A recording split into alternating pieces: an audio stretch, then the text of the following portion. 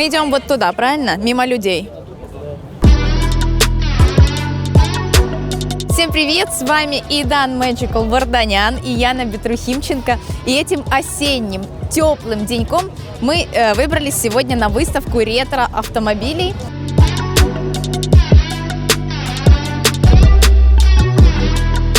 В своем интервью Мак сказал, что ты типичный пабер. И ты после этого поменял ник в Стиме даже на типичный пабер. И вот вопрос такой, задело ли тебя это как-то?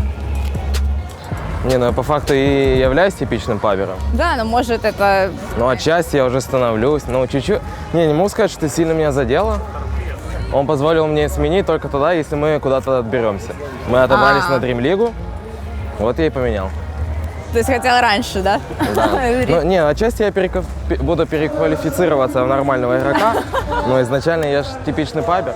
Кстати, вот чем отличается принципиально плейстайл типичного пабера от про-игрока? Типичный паб-игрок что делает? Он любит больше покачаться, больше пофармить, все делать в соло, он может там один закинуть. Ну, в общем, типа паб-игрок, он играет, ну, как и есть, соло-матчмейкинг, он играет один. А в команде у тебя 5 фигур, вы должны вместе все делать. Коммуницировать и делать какие-то командные мувы. Окей. Что дальше делаем?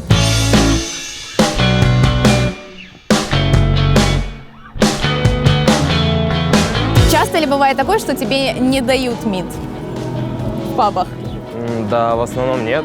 Не, ну есть, конечно, некоторые злые игроки, которые или не уважают сильно, или просто, они видят так. Я возьму, и я стану лучше. Ну, или просто профессиональные игроки.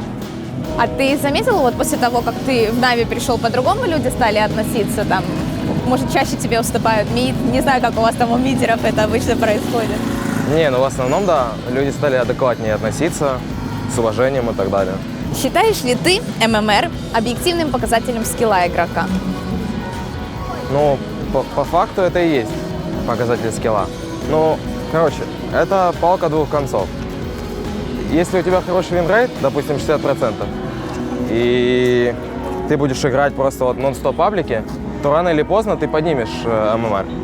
Да, но я к тому, что бывает, что герои крашнутые. Кто-то играет на одном герое, его там, его замечает команда, берет, а потом понимает, что у него узкий пул, и, в принципе, он только на этом герое может играть. Это я утрировала. Ну, так часто бывает, на самом деле. Но в целом, если ты просто играешь нон-стоп по 10 игр, то рано или поздно ты станешь хорошим игроком. Разные ситуации бывают. Но я думаю, объективно, если сказать, то ММР показатель скилла. Ты начал активно вести свои соцсети. Что послужило поводом? Медичка работает. Это просто полезно, я понимаю это. Насчет именно Инстаграма, я именно выбрал его почему-то. Более такой, как лайв, неофициальный, как Твиттер. Твиттер мне пока что не сильно подходит, но я, возможно, заведу его тоже. В интервью всегда самое интересное начинается тогда, когда камера выключается. Тогда такое живое, не придешь. Ладно. Пару дней назад ты был 37-м в списке топ ММР ребят. Тяжело ли тебе вообще было пробиться в сотню? Я никогда особо не стремился. Я, в принципе, как появилась калибровка, уже был в топе. А так я просто поддерживал форму и играл. Но именно попасть в топ-10, топ-20, топ-30 никогда не было. Просто я играл, и вот сейчас, да, у меня там 25-й ранг или типа того. Считаешь ли ты, что если ведут такие лиги по типу как Faceit, игрокам станет более приятно и комфортно играть? Ого! Наверное, да. Каждый будет выбирать свою роль. А именно насчет лиги, я не знаю, это, наверное, уже именно выборочно для хороших игроков, но именно полупрофессиональных. Это даст возможность им показаться, именно среди хороших игроков. А вообще по ролям, я думаю, имеет смысл добавить. А как? Смотри, вас там всего... сколько ты, с кем ты хочешь играть? Топ сколько? Топ-500? Топ-200, топ-300, топ-400. Так это не так много игроков, а вы играете нон-стоп. Возможно, просто дело в том, что тут слишком много... Да не, я думаю, можно найти игру. Игр много. Игроков сейчас достаточно. А ты готов ради этого ждать игру по 10-15 минут? 15, наверное, нет. Я думаю, можно сделать так.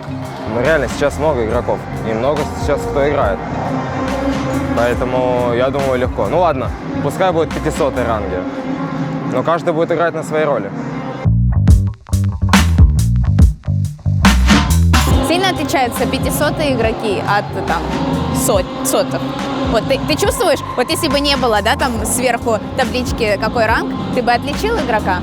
Не, ну есть разные игроки. Есть сотые ранги, которые играют как тысячники, а есть там 500-е, которые играют по 50, ну, как ранг 50. Поэтому, ну, вообще, ну, есть разница. А ты в основном играешь же соло-игра, правильно? Ну да, я пати не играю. А если у тебя любимый пабмейт какой-то, с кем ты там попадаешься, вот, с кем тебе именно кайфово нравится играть? Наверное, с ГХ, с Liquid. Очень комфортно. И мы общаемся, и, ну, вообще, в принципе, вот комфортно играть. А есть вот с кем тебе нравится играть, против кого нравится играть? Там в миду стоять? Ну, против Ноувана, наверное, чаще всего. Против Миракла. У меня, конечно, в друзьях их нет, но просто именно вот как практис это очень полезно.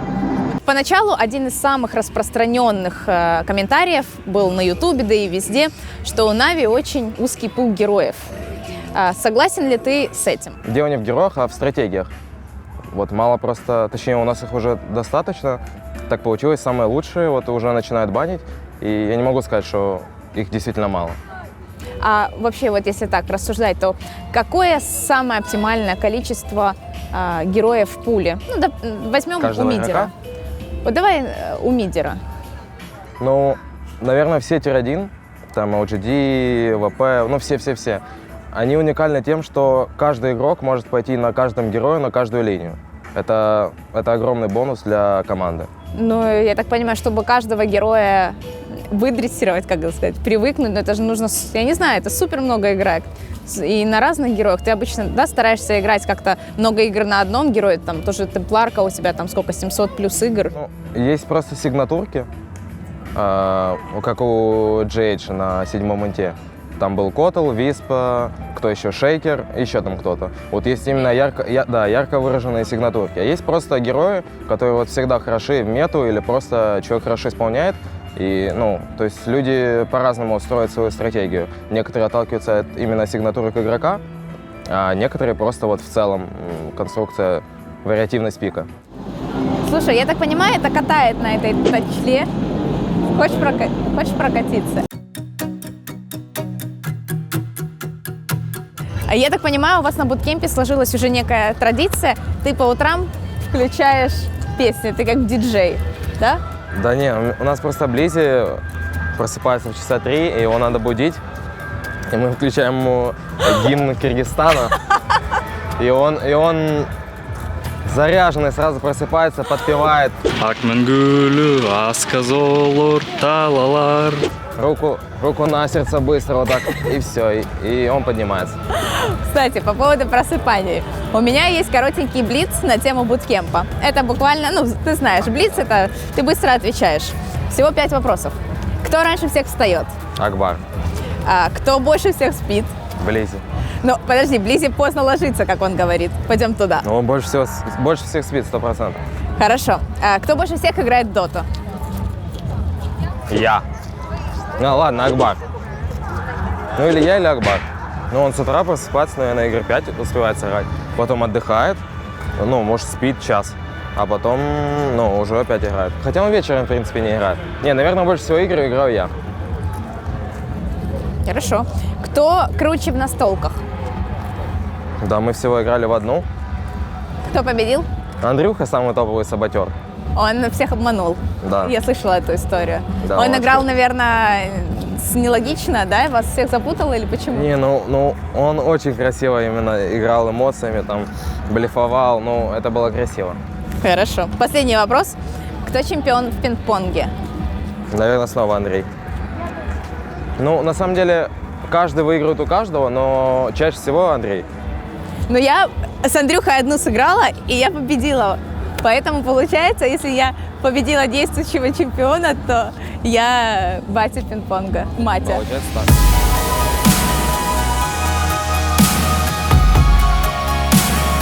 В целом, как тебе выставка ретро-автомобилей и какая тачка больше всего понравилась?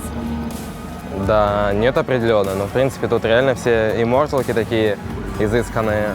А вообще в целом я не очень интересуюсь машинами, поэтому Ну, интересно. А ты водишь Не, и не хочешь? хочу, но не сейчас. Какую машину купишь себе, когда выиграешь мажор для начала? Да я не знаю, я, наверное, с детства хотел себе Range Rover, но будет ли это первая машина, я не знаю. А я бы хотела Dodge такой огромный, пикап. Я бы в него садилась, а он такой огромный, и я бы прям давила бы всех.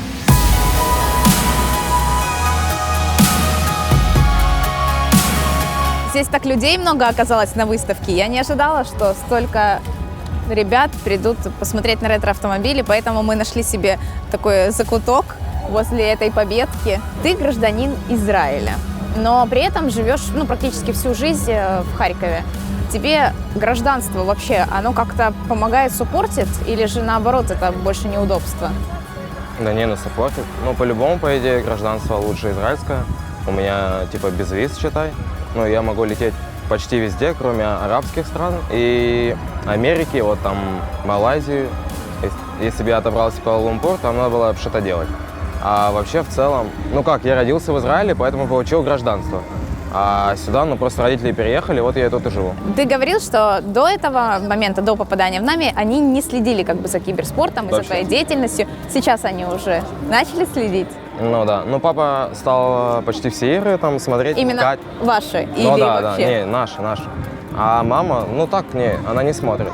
Ну не, понятно, что они в курсе, когда я проигрываю, когда выигрываю. Они как-то подбадривают тебя, когда вы проигрываете, или наоборот выигрываете? Не, разумеется. Я знаю, что у проигроков родители подбадривают, но зачастую так, типа, почему вы пикнули это, почему вы на Б пошли, вам надо на А идти. Ну, мне кажется, это все впереди. Мне спрашивают сейчас уже, почему мы проиграли. То есть, когда мы выигрываем, никто не, все поздравляют, никто не спрашивает, почему вы победили и так далее. А вот когда мы проигрываем, задают вопрос, как вы проиграли, почему и так далее. На это сложно ответить. Тебе нравится стримить? Ну, наверное, да. Ну, ты немного прям взаимодействуешь особо с зрителями. Да нет особо, во время игры у меня нет возможности читать чат. Я все-таки играю именно на фулл концентрации. И не получается альтабаться и читать чатик и рофлить с ними. А в момент поиска игры я общаюсь. А много токсика? На стриме? Да. Именно в чате. Ну, знаешь, у некоторых просто вообще абсолютно неадекватный чат. Да не, пока что нет. Нет, в основном, наверное, 90/10. То есть по-любому хейтеры, которые просто заходят, даже вот прям только зашли на стрим и пишут гадости. А в основном это все положительно. И много там людей, которые красава.